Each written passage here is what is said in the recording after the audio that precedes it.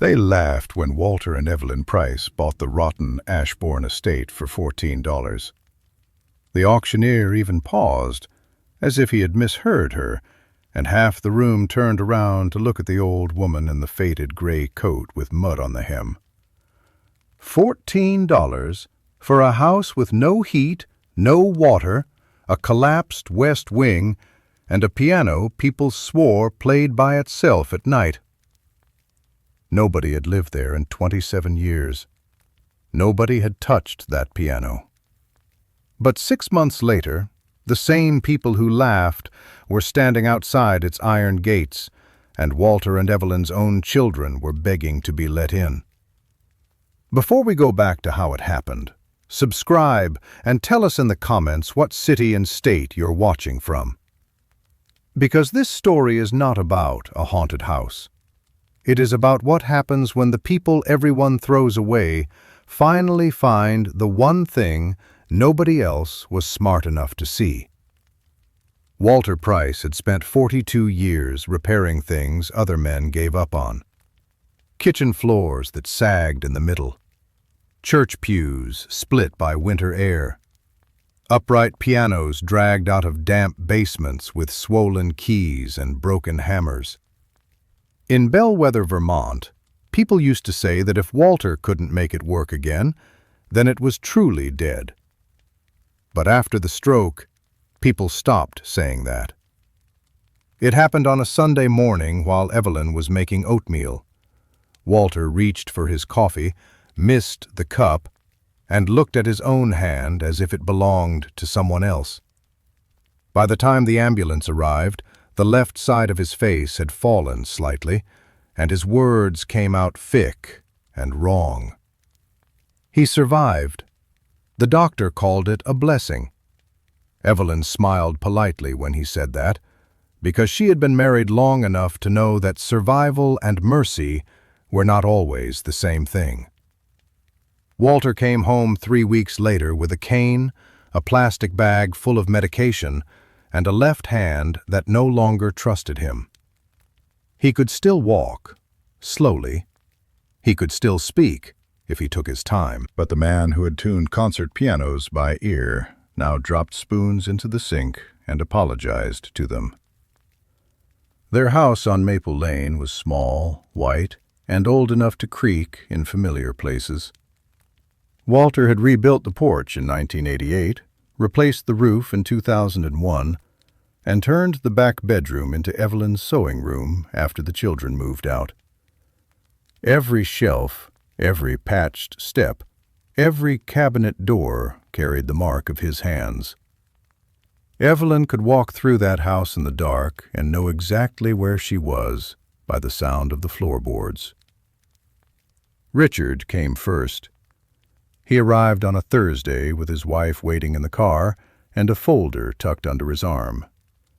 He was 51, wore expensive glasses, and spoke in the soft professional voice he used when he wanted something ugly to sound responsible. "Dad's condition changes things," he said at the kitchen table. Walter sat beside Evelyn with his cane leaning against his knee. He looked tired but alert. "What things?" Evelyn asked. Richard opened the folder. "The house, the accounts, medical decisions. If something happens again, we need to be able to act quickly." "We?" Evelyn said. "Mom, don't make this difficult." That was when Marcy came in. She had driven up from New Hampshire and brought muffins nobody ate. She sat across from Evelyn, touched her hand once, then pulled away before the warmth could mean anything.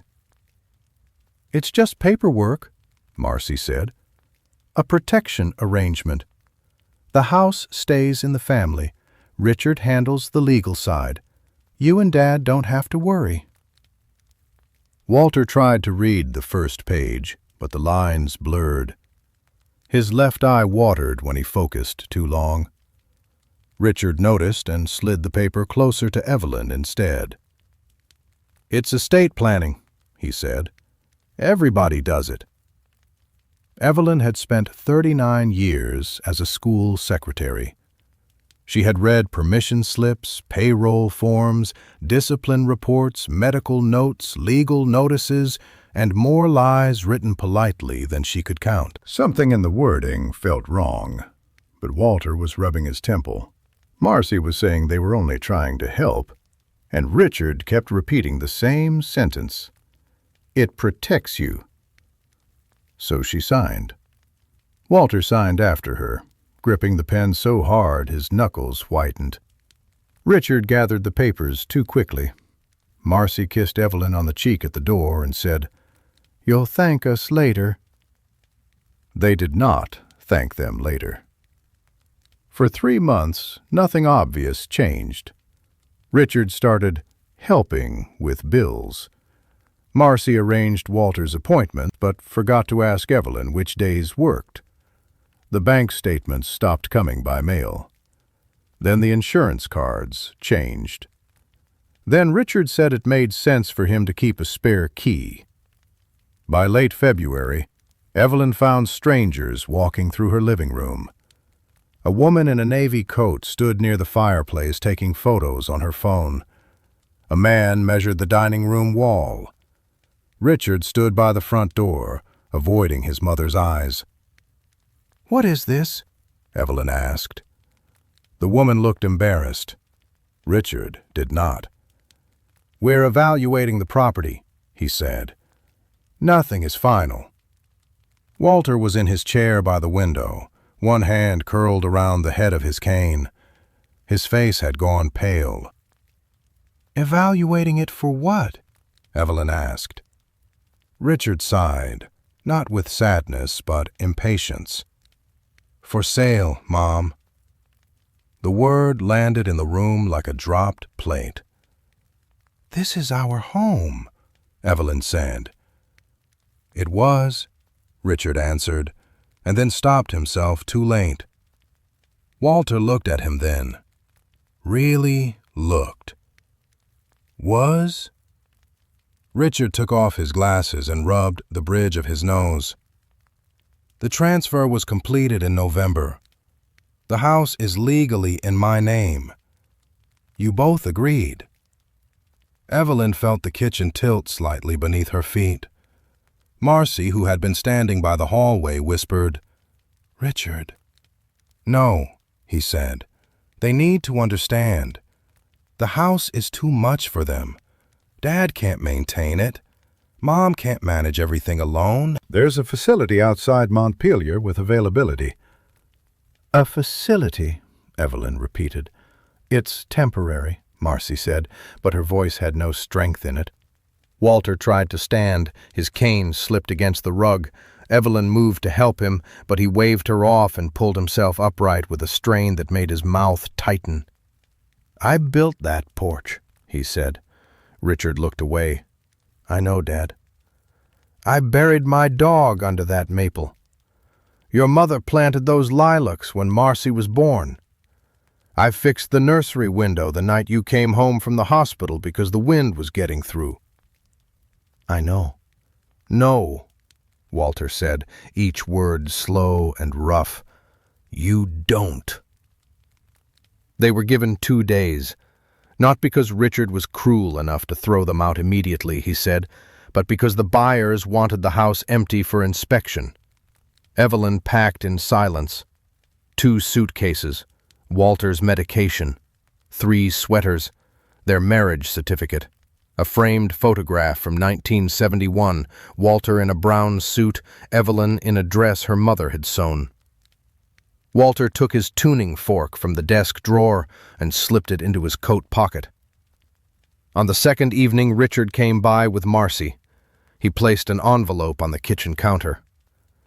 "There's some cash in there," he said, "and information for the facility." Evelyn opened it after they left. $29. No facility voucher.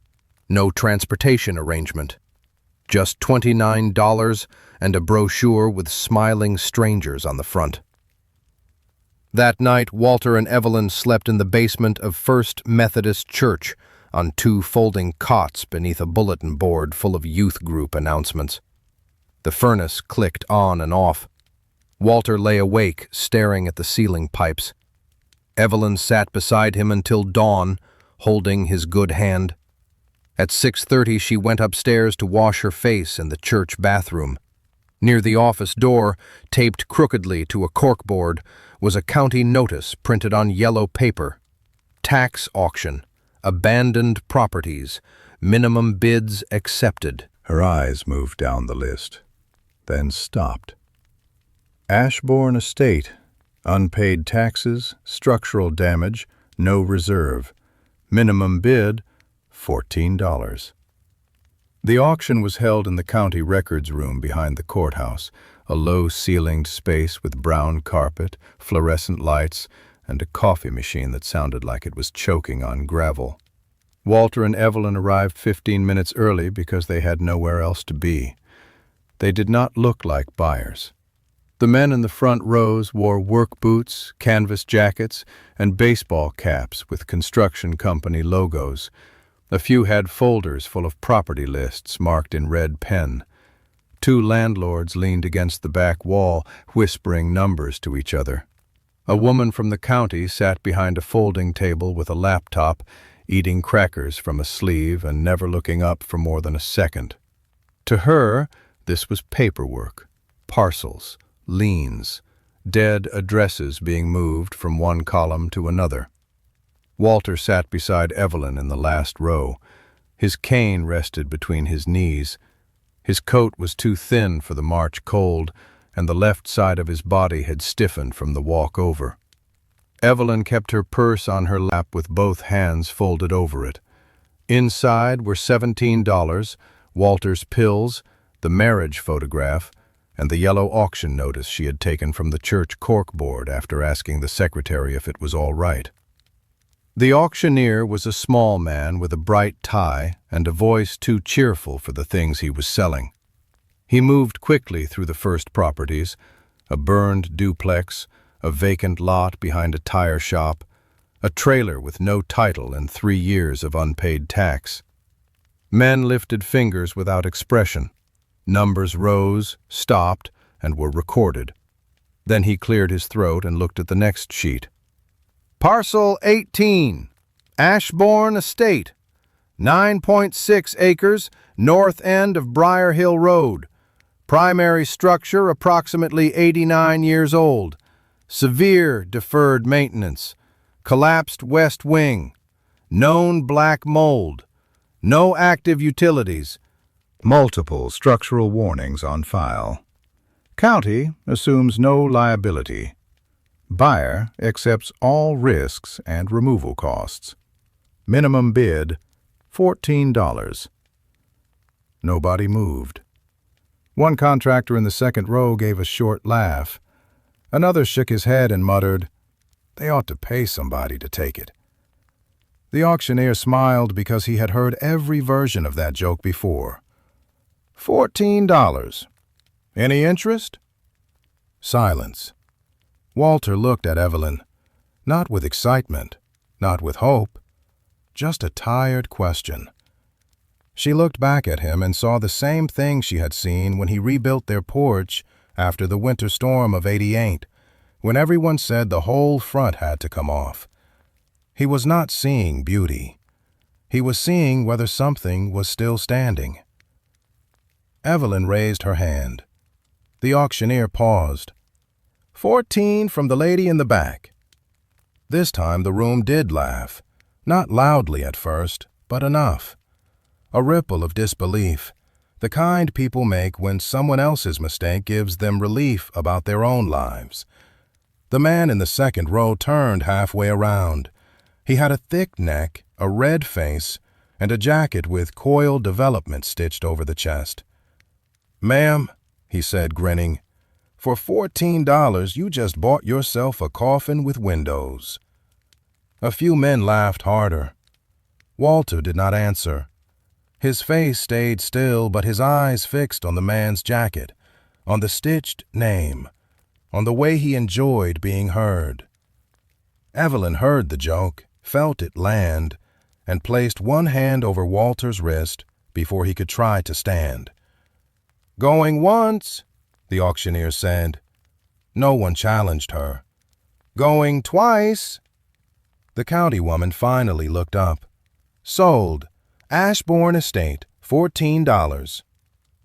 Evelyn signed 3 papers with a pen that barely worked. The county woman slid over a thin packet with the deed, a warning notice, and a map printed so poorly that Briar Hill Road looked like a vein running into empty woods. Utilities are disconnected, the woman said. County inspection recommends no occupancy. We understand, Evelyn said. The woman gave her a look that said she did not believe that at all. Outside, the cold had sharpened. Walter and Evelyn stood on the courthouse steps with the packet between them. They had just bought a house and still had nowhere to sleep that night unless they could reach it before dark. Briar Hill Road was 6 miles out. They walked the first 2. Walter moved slowly, cane sinking into the soft shoulder where the snowmelt had turned dirt to mud. Twice he stopped and pretended to study the map, though Evelyn knew he was catching his breath. She did not rush him.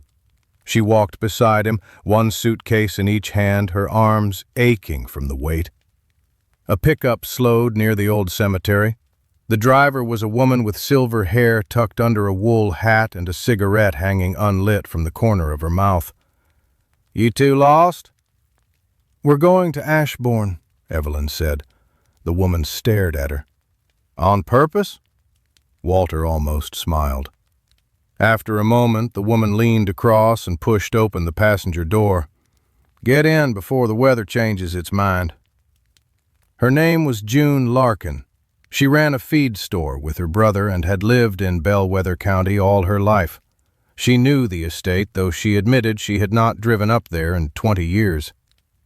"Last Ashbourne died alone," June said as the truck climbed the narrow road. "Clara. Strange woman, people said. Music all hours. Then nothing. After she passed, folks claimed they still heard that piano from the hill. I never went looking. Old houses make old noises. People just prefer ghosts because ghosts don't require repairs." She dropped them at a rusted iron gate half swallowed by vines. A bent metal sign hung from one post.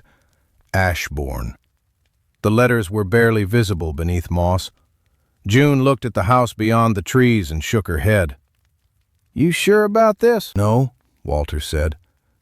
It was the first honest answer anyone had given all day. The driveway was nearly gone, covered in weeds, branches, and young birch trees that had forced their way through the gravel. The estate appeared slowly as they walked in. First the roofline, then the chimneys, then the wide front face of the house rising from the hill, like something dragged out of a lake and left to dry. It was worse than the auction notice.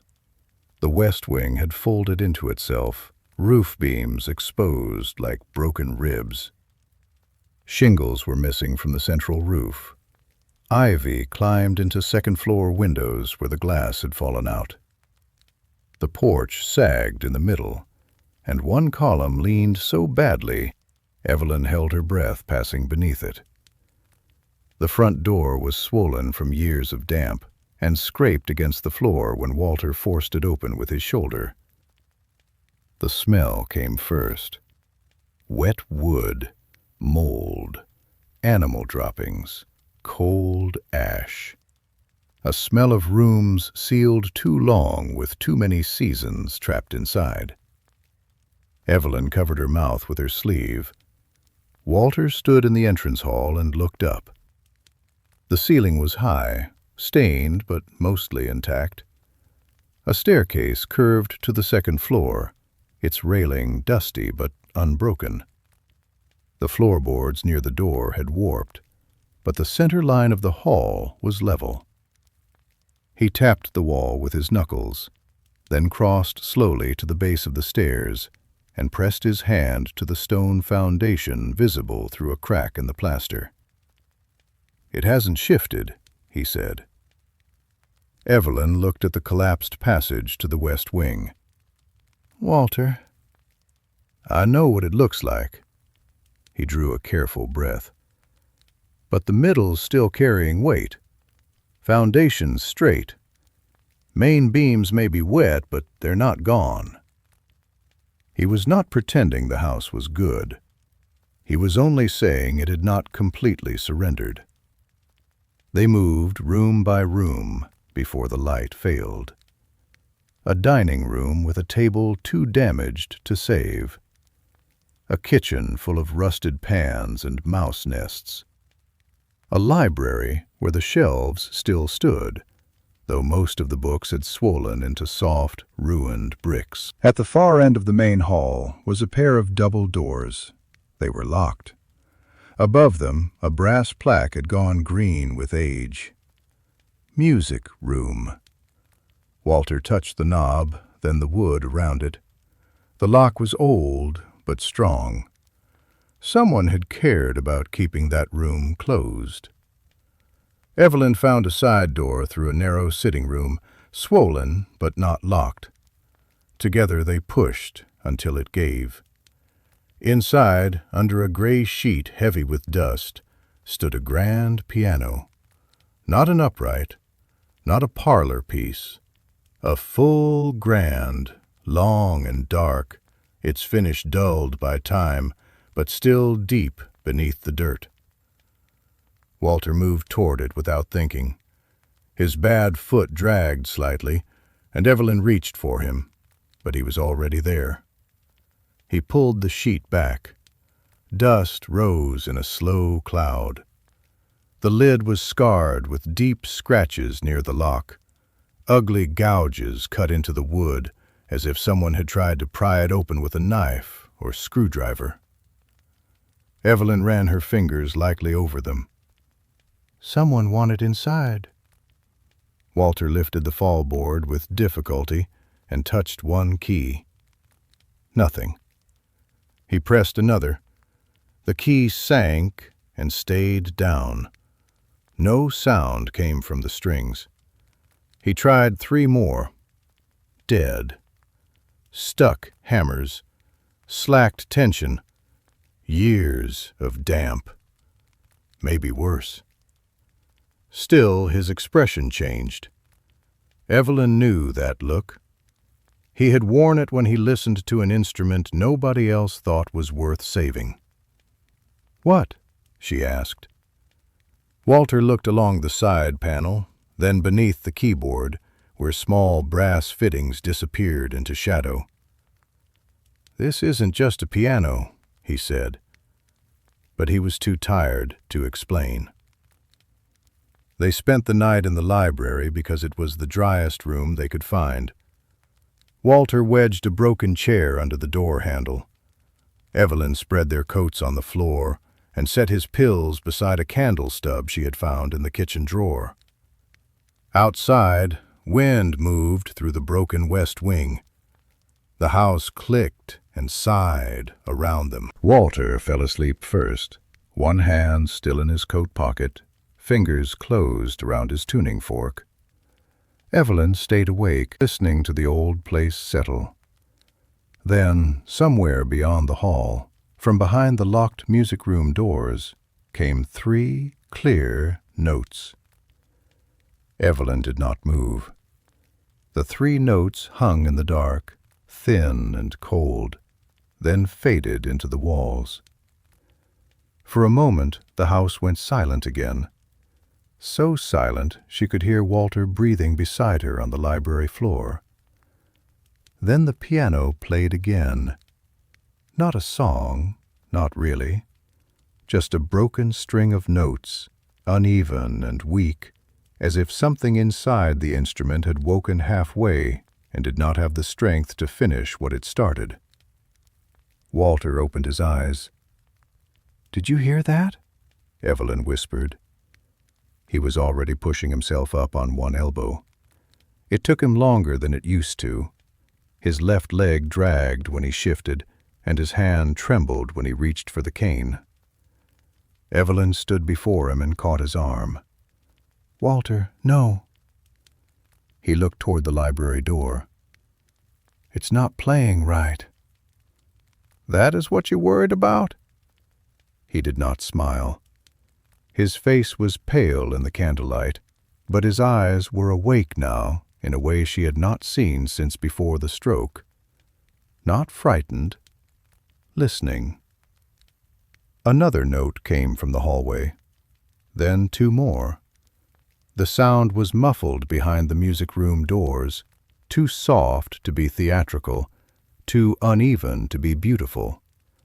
It had none of the grand terror people liked to imagine when they spoke of haunted houses. It sounded worse than that. It sounded mechanical, sick, like a pair of lungs trying to draw air through dust. Walter moved toward the hall. Evelyn took the candle and followed him because letting him go alone was worse than being afraid. The double doors to the music room were closed. They had seen them closed. The brass plaque above them caught the candlelight. Walter pressed his ear to the wood. Inside, the piano struck another note. His jaw tightened. "No footsteps," he murmured. "What?" "No bench creak." No pedal, no body in the room. "Walter, please don't make this worse." He turned the knob. Locked. The music stopped. They stood there in the hallway, Evelyn holding the candle so tightly that melted wax ran over her fingers. Walter kept his ear near the door for another full minute. Nothing moved inside. Finally he stepped back. "Morning," he said. "What about morning?" "I open it in the morning." Neither of them slept much after that. They returned to the library, but Evelyn stayed sitting with her back against the shelves, watching the door. Walter lay down, though she knew from his breathing that he was awake. Once, near dawn, he reached into his coat pocket and tapped the tuning fork softly against the floor. The tiny vibration sang and vanished. At first light, Walter searched the pantry, the kitchen drawers, and a narrow cupboard beneath the main stairs. He found a rusted screwdriver, a box of nails gone orange with age, and an old chisel with a cracked handle but a clean edge. Evelyn found a jar of matches and a tin of biscuits, so old the lid had fused shut. The chisel worked. Walter slipped it into the seam near the lock and leaned carefully, not with force, but with the patience of a man who understood old wood. The door resisted, gave a tired groan, and finally opened. Cold air breathed out of the room. In daylight, the music room looked less like a ghost story and more like a room someone had abandoned in the middle of an argument. The grand piano stood near the tall windows. A glass front cabinet along the wall held paper rolls, many of them warped, some split open, their edges browned and brittle. Two portraits hung above the fireplace. One showed a woman in a dark dress with one hand resting on a music stand. Her expression was not soft. The other showed a narrow-faced man with a trimmed mustache and the careful arrogance of someone painted before he had been disappointed by life. "Clara Ashbourne," Evelyn said, reading the brass plate beneath the woman's portrait. Walter was already kneeling by the piano, one stiff knee on the dusty floor. He opened the lower panel and shone the weak morning light across the inside. There were pedals, hammers, strings, and more.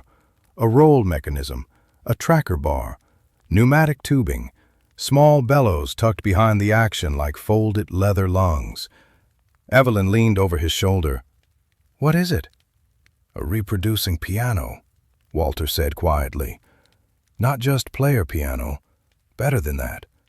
These could copy expression, pressure, timing, almost like the pianist was still there." She looked at the dead keys. "Then how did it play?" "That's the question." By noon, they had their first visitor. He came up the drive in a faded green truck and stopped near the gate, as if the house itself deserved caution.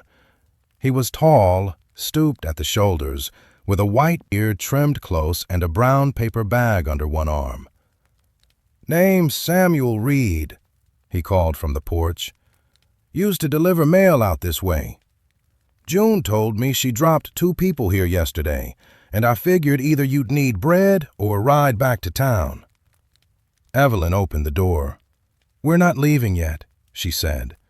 Samuel looked past her into the hall, then at Walter's cane, then at the broken porch boards under his own boots. "People don't stay in Ashbourne," he said. Walter appeared behind Evelyn. "Why not?" Samuel held up the bag.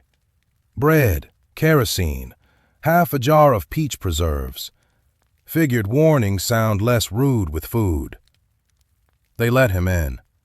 He told the story at the dining room table while Evelyn sliced bread with a pocket knife. Clara Ashbourne had been a composer, though the town never called her that while she was alive. They called her eccentric, difficult, proud. Her husband, Everett, had connections in Boston and New York. He gave parties in that music room, brought critics and patrons up the hill, then left town often and came back with more money than anyone could explain. "Folks said Clara wrote the music," Samuel said. "Everett sold it under another man's name. Maybe his own, maybe some city composer. Depends who was telling it." "What happened to her?" Evelyn asked. "She stopped going out, stopped answering letters. After she died, the house sat empty. Bank didn't want it, family didn't claim it. But some nights, people down the road said they heard that piano. Same few notes, over and over." Walter listened without blinking. After Samuel left, he returned to the piano with a strip of cloth tied over his nose. Evelyn held the candle while he cleaned the tracker bar, freed 2 stuck keys, and gently worked the bellows with his right hand. The mechanism wheezed, coughed dust, then gave one faint note. Walter froze. He had seen something. Behind the lower frame, half hidden by dust, a narrow copper tube ran out from the piano casing and disappeared into the wall. "That shouldn't be there," he said. Evelyn crouched beside him. "Could it be part of the instrument?" "No." He traced the tube with one finger. "It's feeding it from somewhere else." The room seemed to change around them. The piano had not played because of a ghost, and it had not played because someone was hiding in the house. Something inside Ashbourne itself was connected to the instrument. Some old system had breathed through the walls and made the keys move. Evelyn stood slowly, unsettled in a new way. As Walter followed the copper tube along the baseboard, she noticed the piano bench was slightly crooked. One leg had sunk into a warped board. She lifted the lid. Inside lay several torn rolls, a cracked metronome, and one paper roll wrapped in oilcloth, still dry, still tied with blue thread. On the outside, in faded ink, someone had written, "For the night they come back." By the 3rd morning, Ashbourne had made one thing clear. It would not become a home politely. The library ceiling leaked in 3 places. Evelyn put a soup pot under one drip, a cracked porcelain basin under another, and Walter's empty pill tin beneath the smallest one because the sound helped her count time. The floor near the west wall stayed damp no matter how often she wiped it. When she pulled a stack of ruined books from the lowest shelf, mice scattered into the baseboard, and she stood very still until her breathing stopped jumping. Walter worked from a chair because standing too long made his left leg tremble. He pulled rusted nails from loose boards with his good hand, one nail at a time, jaw tight, sweat gathering at his temples, though the room was cold enough to show breath. Evelyn cleaned the fireplace with a broken garden trowel, carried out 2 buckets of ash, then burned the driest chair pieces she could find. By noon, the library smelled of smoke, wet wool, old paper, and Samuel's soup warming in a dented pot over the grate. They ate slowly, dipping bread into the broth because there was not enough soup to waste a drop. Walter swallowed his pills with cold water from a jug Samuel had left on the porch. "You're doing too much," Evelyn said. "I'm doing half of what I used to." "That is not an answer." "It's the only one I have." She wanted to argue, but the house groaned above them, a long, wooden complaint from somewhere in the roof, and they both looked up.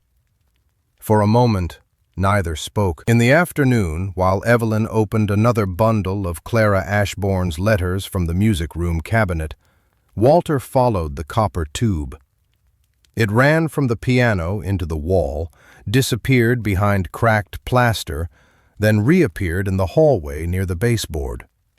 He marked each visible section with bits of blue thread Evelyn pulled from her coat lining. The letters were worse than she expected. Not because they were dramatic, because they were careful. Clara had written to a woman named Beatrice in Boston, never saying plainly what had happened, but circling it again and again. Everett says the publishers will not take a woman seriously. Everett says a man's name gives the work a future.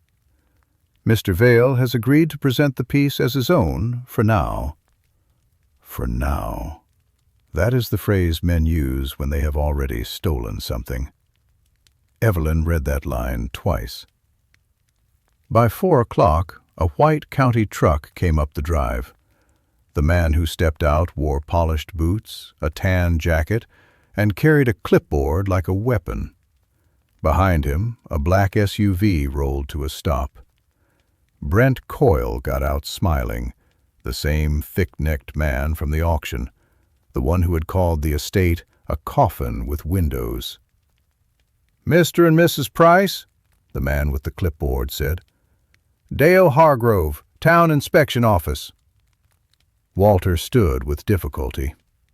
"You can sit," Hargrove said, in the tone people used when pretending kindness hid disrespect. "This won't take long." He walked the porch, poked the railing with a pen, glanced at the broken windows, and made notes without entering more than 3 steps into the hall. "This structure is not fit for occupancy," he said. "Mold exposure, partial collapse, no approved utilities, unsafe flooring, likely animal infestation. Frankly, I don't know why the county allowed the sale."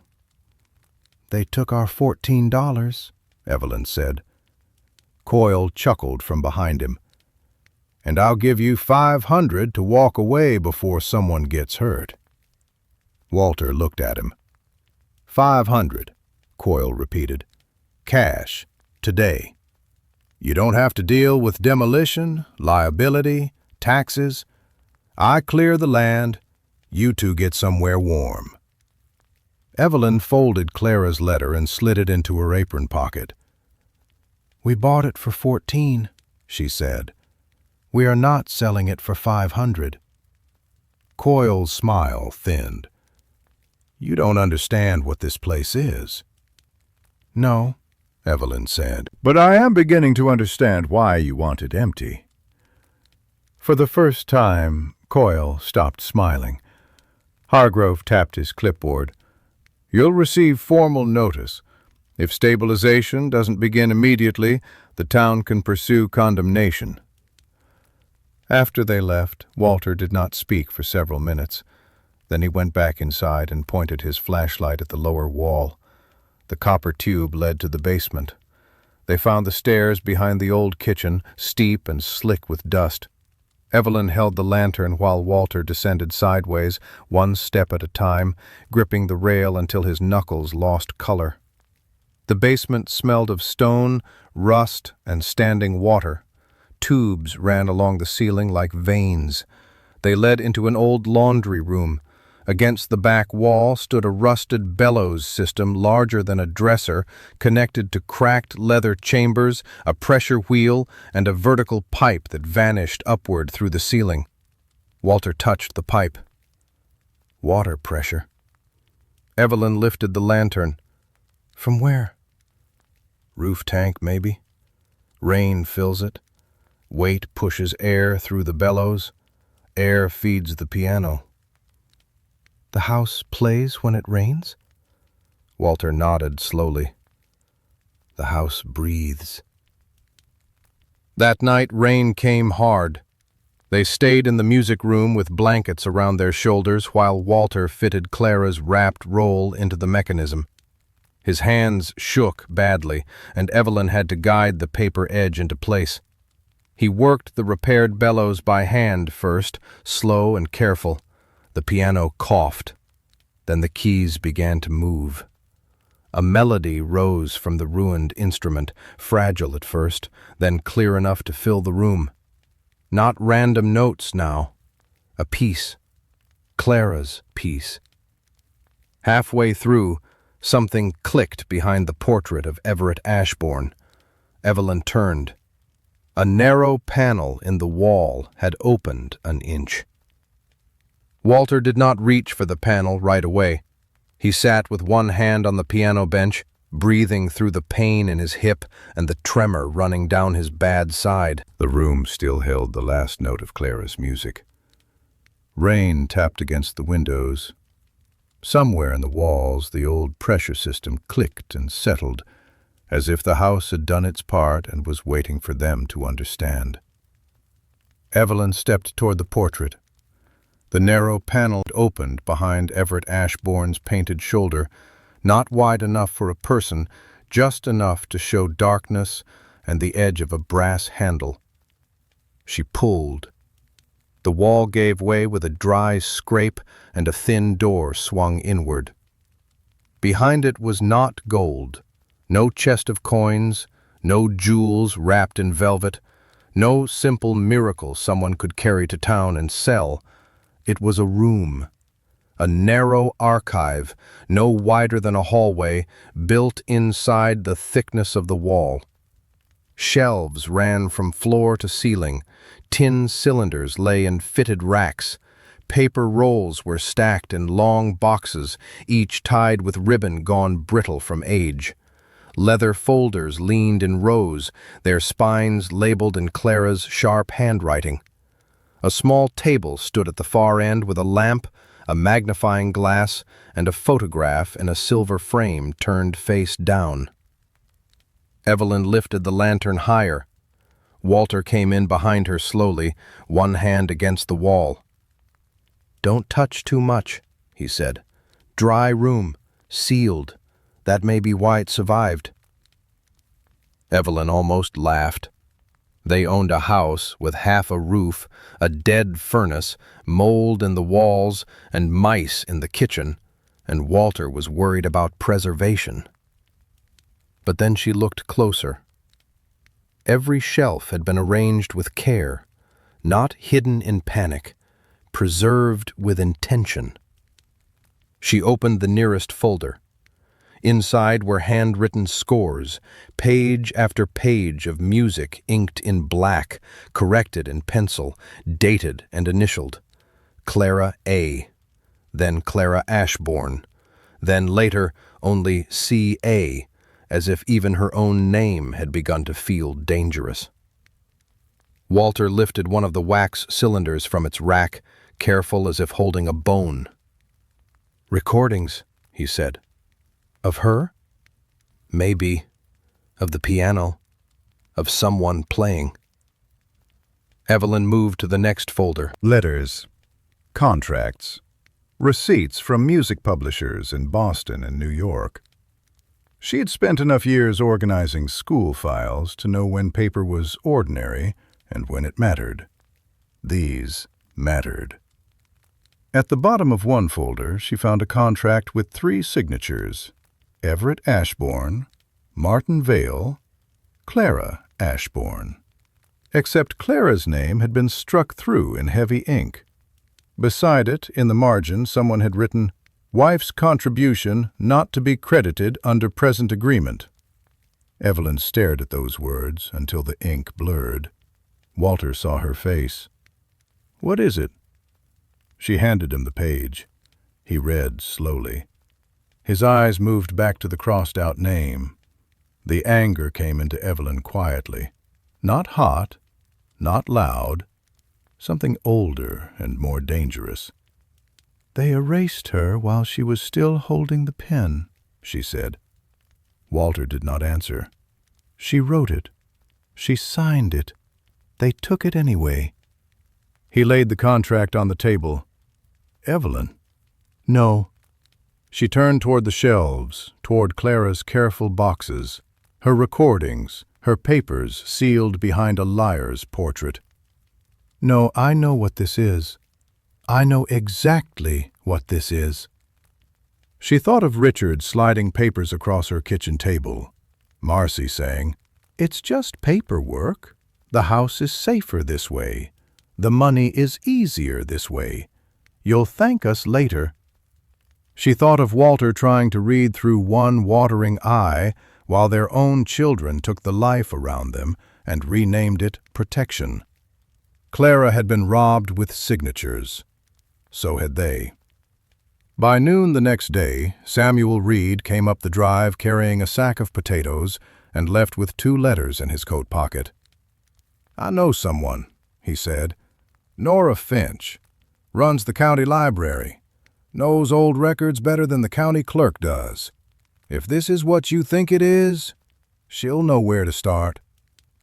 Nora arrived that evening in a blue sedan with one headlight dimmer than the other. She was small, maybe 60, with cropped gray hair, rain boots, and a canvas bag full of gloves, pencils, acid-free sleeves, and the suspicious expression of a woman used to people calling everything old a treasure. She did not stay suspicious for long. The first contract made her stop speaking. The second made her sit down. By the time Walter showed her the paper rolls and the cylinders, Nora had taken off her glasses and was pressing the bridge of her nose. "Do you know who Martin Vale was?" she asked. Evelyn shook her head. "Regional composer, early radio performances, church music, parlor pieces. Some of his work is still in archives. People wrote dissertations on him." "On him," Evelyn said. Nora looked at the crossed-out name. "Maybe not for long." Walter leaned against the piano. "Is it worth money?" Nora gave him a careful look. "Maybe eventually. Rights are complicated. Provenance is complicated. But this is bigger than money. If these are authentic, this changes a piece of Vermont music history. Maybe New England music history." Evelyn should have felt relief. Instead, she looked around at the stained ceiling and the cracked windows. "Can it save the house?" Nora's face changed. "That depends on how fast Coyle and Hargrove move. If the town condemns this as a public safety hazard before the archive is legally protected, they can force clearance. Documents or not, they'll say the structure is unsafe." "It is unsafe," Samuel said from the doorway. Nora gave him a look. "Parts of it," he added. That was when Richard called. Samuel had brought them an old prepaid phone that morning, saying nobody should live in a ruin without a way to call for help. Evelyn had given the number only to the church office. Somehow, by supper, Richard had it. "Mom," he said when she answered, "what are you doing?" She stood in the library, one hand on the back of Walter's chair. "Eating soup? Don't be cute. Marcy told me you bought that Ashbourne property." "Do you have any idea how this looks?" Evelyn looked at Walter. He was watching her, tired and still.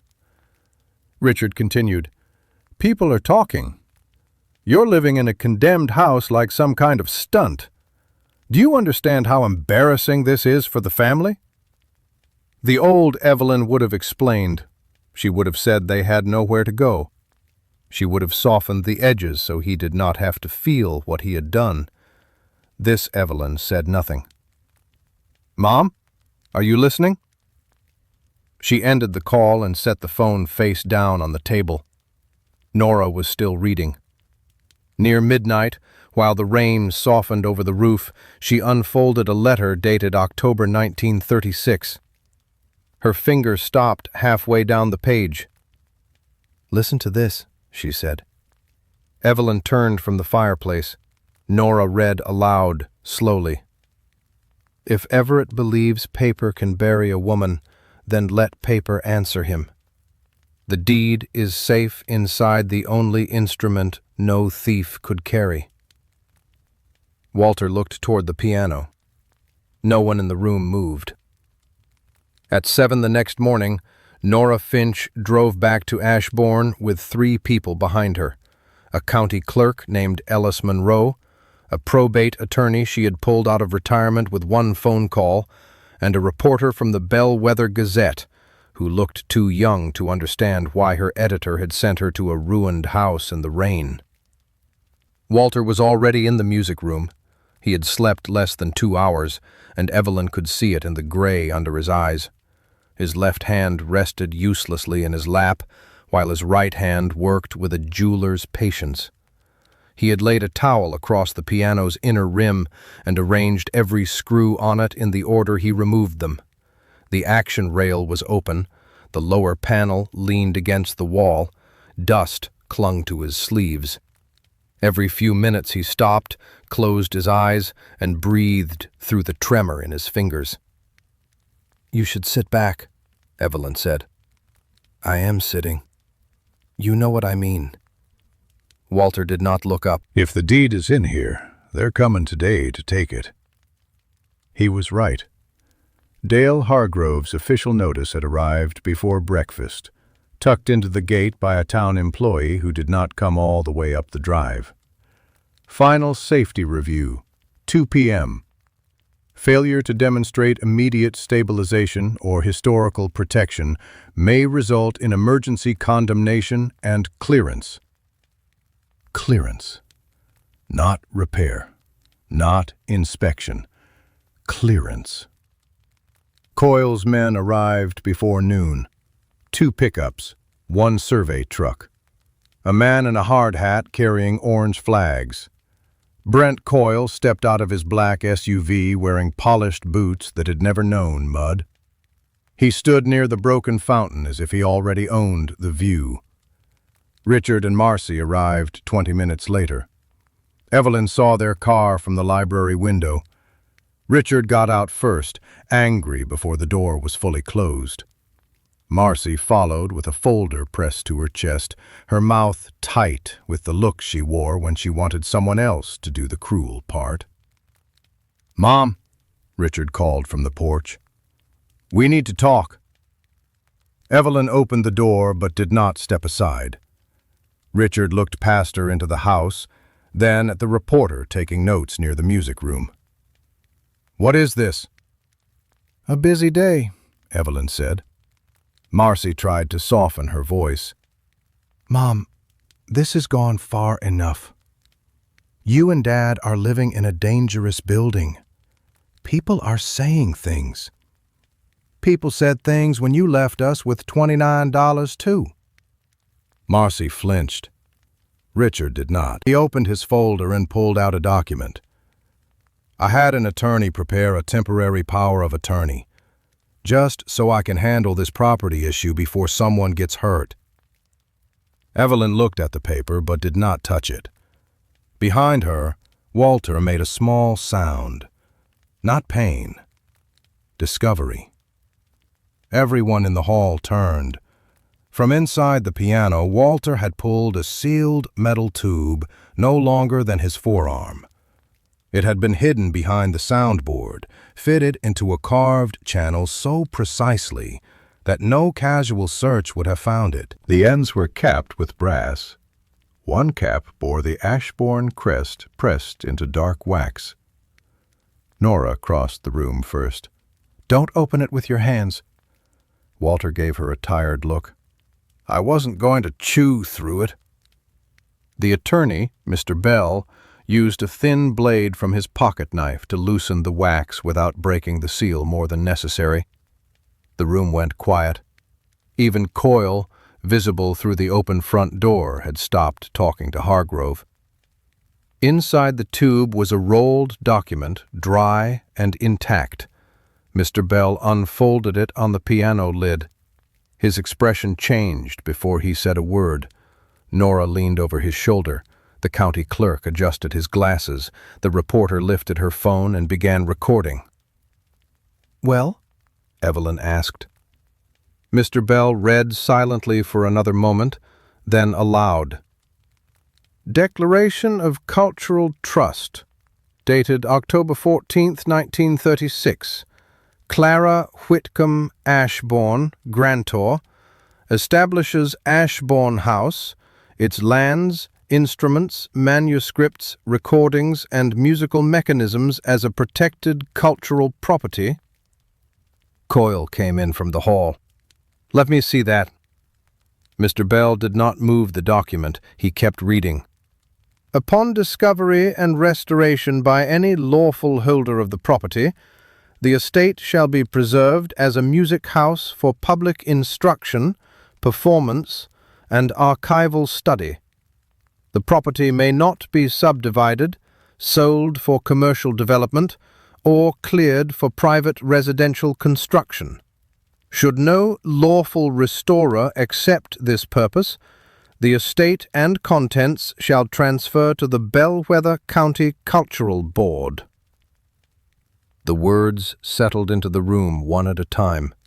Nora covered her mouth. Hargrove looked irritated, then concerned, then trapped. Coyle's face darkened. "That thing is 90 years old. It may not be enforceable." "That is for the court to decide," Mr. Bell said. "But the county cannot knowingly destroy property under active cultural trust review."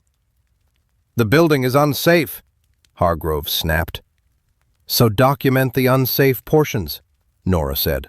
Not the whole estate. Richard stepped forward, trying to recover the room. "All right, clearly this is complicated. We're family. We should handle this together." Evelyn turned to him.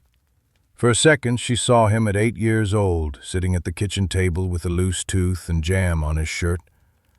Then she saw him grown, sliding papers toward Walter's shaking hand.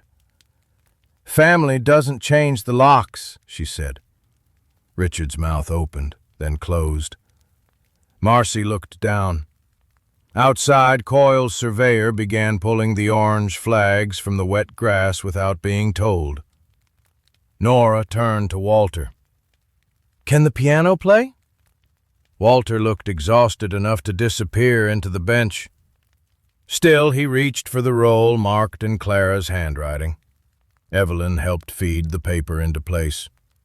Samuel, standing in the doorway with his cap in his hands, moved closer without making a sound. Walter pressed the repaired lever. At first came only air. Then the old bellows caught, the keys moved. Clara Ashbourne's music filled the ruined room while the county clerk, the attorney, the reporter, the inspector, the developer, and the children who had thrown Walter and Evelyn away stood listening to proof no one could laugh at anymore. The first article ran on a Thursday beneath a headline that made Evelyn stare at the newspaper for a long time. "The piano that would not stay silent." The photograph showed Walter seated at Clara Ashbourne's grand piano, one hand resting on the rim, Evelyn standing beside him with her palm on his shoulder. He looked older in print, smaller, but his eyes were clear. By then, the house had already changed. Not beautifully, not yet. The west wing was still fenced off with yellow caution tape. The roof still wore blue tarps where the worst leaks had been patched. The kitchen still had one working burner and a sink that groaned before giving water. but the central hall was swept. The library shelves had been dried, braced, and cleaned. The music room had electric heaters, temporary lights, and a locked cabinet where Clara's documents waited in acid-free boxes Nora had begged from a state archive. 2 weeks after the discovery, specialists arrived from Burlington. They came with cotton gloves, padded cases, cameras, and the quiet seriousness of people entering a room where the past had been breathing alone for too long. They examined the contracts, the wax cylinders, the piano rolls, the handwritten scores. They compared signatures, paper fibers, publishing dates, ink. Walter watched from his chair while Evelyn made coffee on a camp stove. Nobody called it a ghost anymore. By the end of April, the preliminary report was official. Clara Ashbourne had written at least 9 works published under Martin Vale's name, possibly more. Her archive was authentic. The trust was enforceable. Ashbourne Estate could not be sold to Brent Coyle. It could not be cleared for cottages. It had to be preserved. Coyle appealed once, loudly, then disappeared when the Gazette printed a second article with his name beside the word development pressure. Dale Hargrove returned too, but this time without the smirk. He walked through the house with a structural engineer from the county and marked what needed immediate work: roof stabilization, electrical safety, mold remediation, temporary support beams, fire exits. The list was long enough to frighten anyone who had not already slept on a library floor under leaking plaster. Then the grant came. Not huge, not enough to restore the whole estate, but enough to save the core of the house. Enough for a new roof over the central rooms, safe wiring in the library and music room, 2 functioning bathrooms, heat, and a proper ramp for Walter at the side entrance. The County Cultural Board matched part of it. A preservation group covered the piano work. Nora wrote 3 applications in 1 weekend and slept on Samuel's couch because she said driving home would waste time. Samuel became the kind of man who appeared exactly when needed. He patched porch boards, carried lumber, fixed the old iron gate, and argued with contractors who tried to speak around Evelyn instead of to her. "She owns it," he told one of them. "Talk to her face." By summer, the music room opened for the first public performance. Folding chairs filled the hall. People stood in the doorway and along the porch. Children sat cross-legged on the floor because there were not enough seats. The pianist came from the State University, a woman with silver bracelets and hands that hovered above the keys before touching them, as if asking Clara's permission.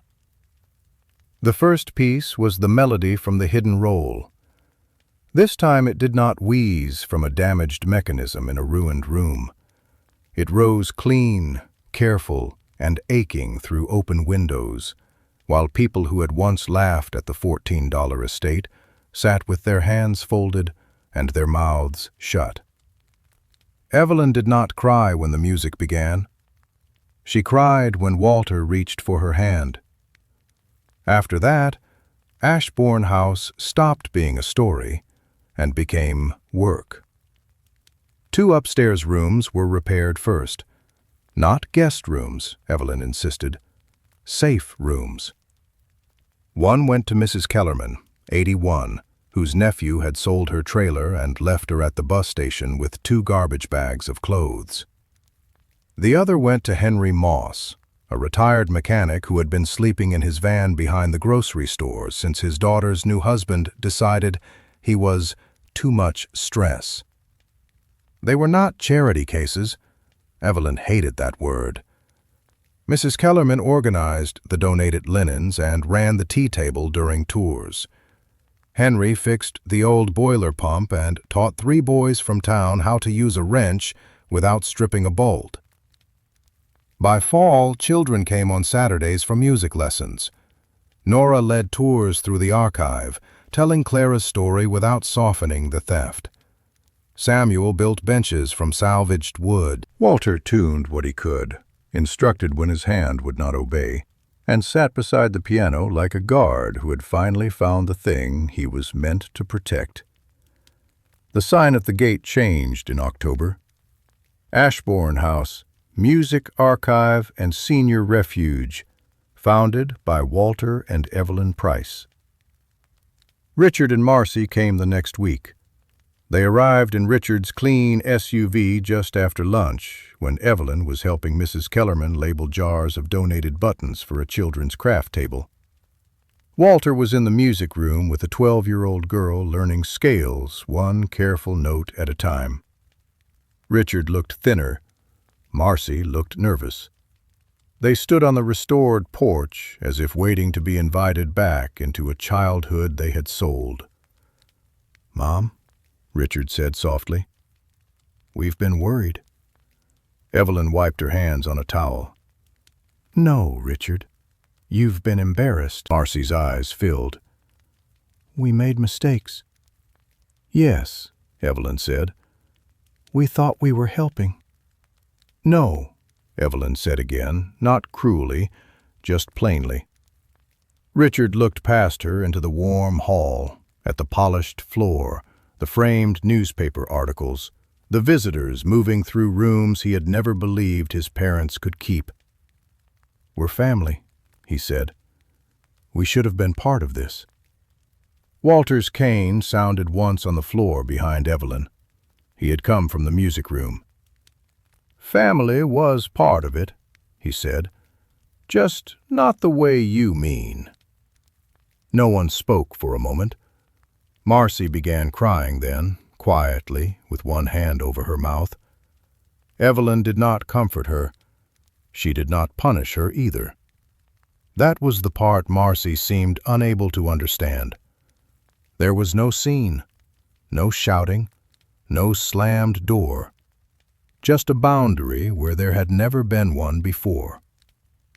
"You can visit on public days," Evelyn said.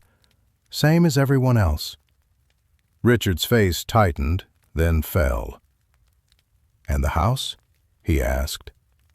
Evelyn looked at him for a long second. "The house belongs to its purpose now." They left before dark. That night, rain came softly over Ashbourne Hill. The guests had gone. Mrs. Kellerman was asleep upstairs. Henry had banked the furnace. Samuel had locked the front gate before heading home. In the music room, one lamp burned beside Clara's portrait. Below it hung a new photograph, Walter and Evelyn on opening day, standing under the sign, both of them looking tired, weathered, and absolutely unowned. The rain gathered in the old roof tank. Somewhere behind the walls, the repaired bellows took their first slow breath. The piano roll moved, the keys pressed down by themselves. Walter sat beside Evelyn in the half-light, his good hand resting over hers. The music filled the room, no longer frightening, no longer lonely. Evelyn listened until the melody reached the part Walter had once called impossible to save. Then she whispered, "It was never haunted. It was waiting for someone who had been thrown away and still knew how to listen."